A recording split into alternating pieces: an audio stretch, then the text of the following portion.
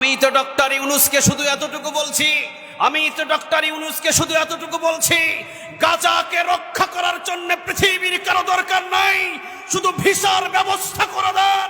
হাজার হাজার লক্ষ লক্ষ বীর মুজাহিদ গাজায় জীবন দিতে বাংলাদেশ থেকে প্রস্তুত আছে, ঠিক না বেঠে? হাজার হাজার যুবক প্রস্তুত আছে। যদি গাজায় যাওয়ার শুধু ভিসার ব্যবস্থা করে দেন, দেখেন জীবন কিভাবে দিতে হয়, লড়াই কিভাবে করতে হয়, গাজাকে কিভাবে রক্ষা করতে হয়, বাংলাদেশের যুবকরা সেটা ভালোভাবে জানে। বাংলাদেশের যুবক এত সহজেই তাদেরকে হার মানানো যায় না।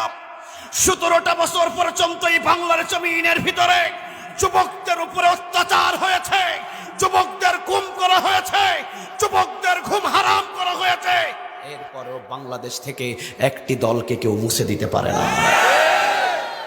বাংলাদেশের যুবকেরা জানে, বাংলাদেশের বীর মুজাহিদেরা জানে যে 17 বছর নয়, 17,000 বছর যদি কোনো জালিম ক্ষমতায় বসে থাকে আর আমাদেরকে যদি হত্যা করে, হামলা দেয়, মামলা দেয়, জেল দেয়, জুলুম দেয়, এরপরও কোরআন বুকে নিয়ে ময়দানে 17,000 বছর লড়ে যাবে।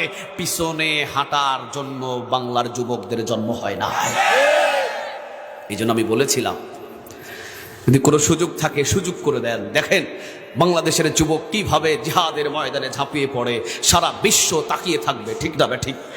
সৌদি আরবের সালমান চা করতে পারে নাই, পৃথিবীর যে ইসলামী সরকারগুলো করতে পারে নাই।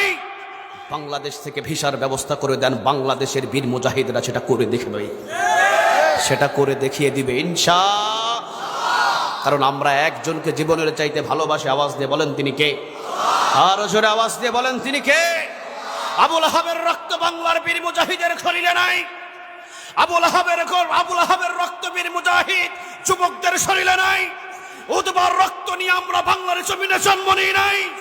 আমাদের শরীরে আবু বকর, ওমর, ওসমান, আলীর রক্ত প্রবাহিত না।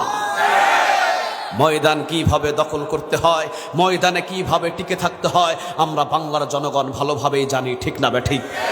এই জন্য আমি মাঝে মাঝে বলেছিলাম, নাম ধরে আজকে বলে দিচ্ছি, বাংলার এই জমিনে আজকে এই চট্টগ্রাম সদাহা বিছিন্নপাড়া আলম সওদাগরের উদ্যোগে তাফসীরুল কোরআন মাহফিলে নাম ধরে একটা দলের নাম বলে দিচ্ছি। আমি এই চট্টগ্রামের ভিতরে 4 বছর মাহফিল করতে পারি নাই, 4 বছর মাহফিল করতে পারি নাই। আজকে আমি একটা কথা বলে দিলাম, বাংলার জমিনে এমন একটা দল আছে, তাদেরকে জেল দিয়ে, জুলুম করে, অত্যাচার করে, ফাঁসি দিয়ে থামানো যায় না। সেই দলটাই হলো জামাত ইসলাম, ঠিক না?